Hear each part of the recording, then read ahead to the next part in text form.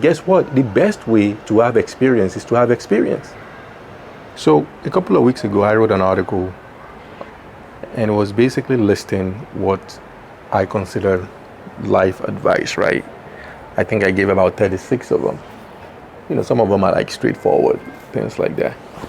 And then others are things that I think people should just think of. Like you should think of as part of trying to, that are things that are prescriptive. I should put it like that. Things that are prescriptive.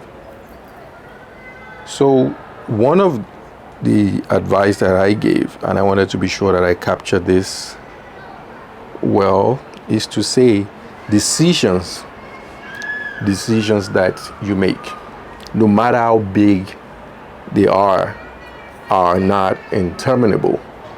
You can always change your mind, right? Decisions, no matter how big, are not interminable. You can always change your mind. So I thought over the next couple of videos, I'm going to start expounding on each and one of these ideas and just talk about them, and maybe give some context wherever it's necessary in terms of what I'm thinking and what I was thinking when I wrote it, and also what I'm thinking currently about it. And some of them I may change my mind on some of them, depending if I think they're no longer relevant, or if I think, you know what, it doesn't make sense how I've presented them in the past. So I will do that. I will try as much as possible to follow my own advice exactly. So that's what I'm trying to say. So like I said, decisions are not interminable. You can always change your mind. So for many of us, for all of us, depending on where we are in life and depending on what kind of decisions we're trying to make, we tend to think that, we have some control, or we try to exercise some control over these decisions.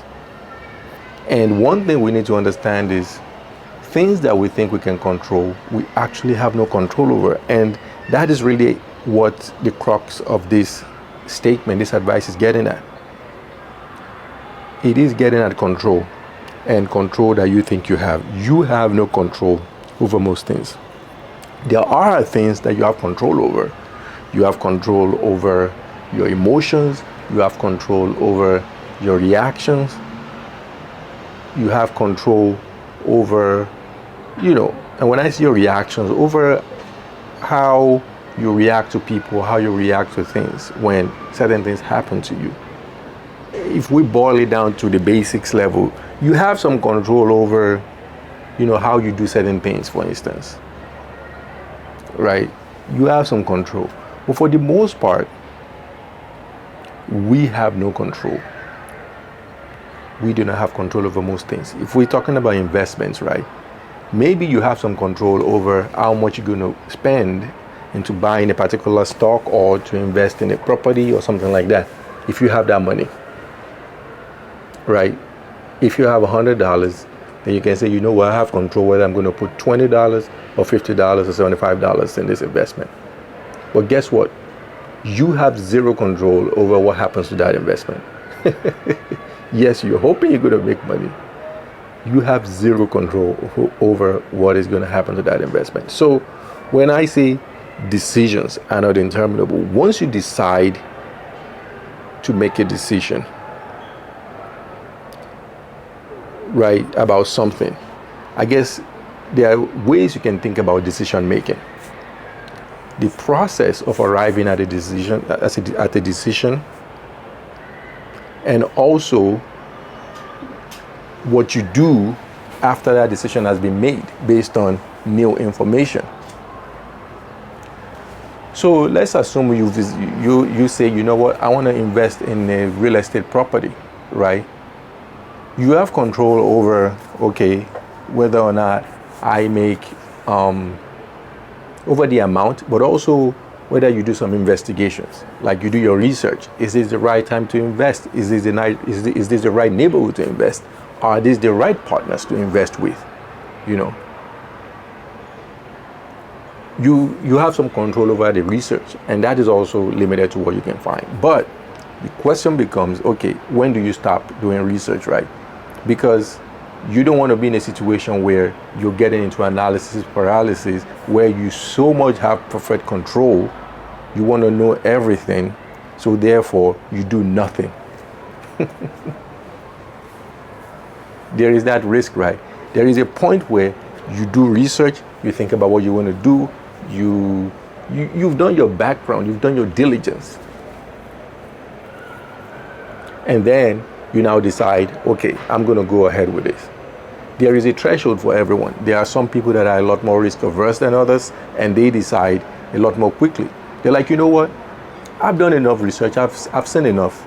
I think I've worked with these people before. I've done X, Y, or Z, and then therefore I'm just going to go ahead. I'm not going to like waste time trying to like analyze and get into analysis paralysis. For other people, they are going to look into this, talk to that person, look for everything. In other words, they may be looking for reasons why not to do the investment. So that is that. Now, you've now made a decision. You say you're going to go into it. You're going to do X, Y, or Z. You can always change your mind. Okay? You can always change your mind. Now, there are certain things that once you do them, maybe changing your mind is expensive, right? Like if you decide to invest in something, changing your mind is expensive because it could be that you can't really take your money out of it anymore, out of an investment anymore. But you will have learned lessons and you will have known that, okay, you know what, next time maybe I'm not going to go in this industry anymore. I don't know enough about it, or I have to do more about it. But for most things in life, you can always change your mind. Once you decide to do something, you can say, you know what, that wasn't for me. I tried it. I really gave it a shot. It wasn't for me. It doesn't mean that, changing your mind about something doesn't mean that you have to make a loss from it. It could just be that you have gained new perspective. You now have new information, because guess what? The best way to have experience is to have experience. Is to actually jump into what you're trying to do and do it. Give yourself the opportunity to have that experience. That's the best way to have an experience, and that's the best way that you are going to be able to come at a decision whether to say yes or no to something. Depending on what you're trying to do, right? Sometimes you will know very quickly, like, you know what, I think I made a mistake. I made a mistake with this decision. I shouldn't have done it. Other times it will be down the line.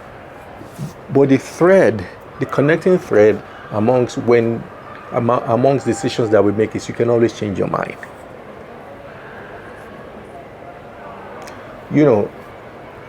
In finance, or I would say in accounting and finance, there is this terminology, this idea of sunk cost, right? People talk about sunk cost all the time, which means that, you know what, you have invested money and sweat equity and everything into this endeavor, into this project, that you're not going to get back. And I think that's how you should look at it as well. Like sometimes you will have invested a lot into something. It could be into other people, it could be into your relationships, it could be into the capital markets, it could be into your investments. It could be on yourself, for instance, that you've invested a lot into. And you're deciding, like, you know what, on a second thought, this wasn't worth it. This wasn't worth it. So therefore, you change your mind. So I'm going to stop rambling now. I hope you all have gotten some nuggets of something from this rant.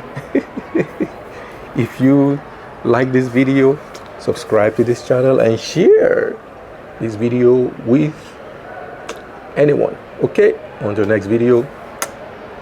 Bye bye.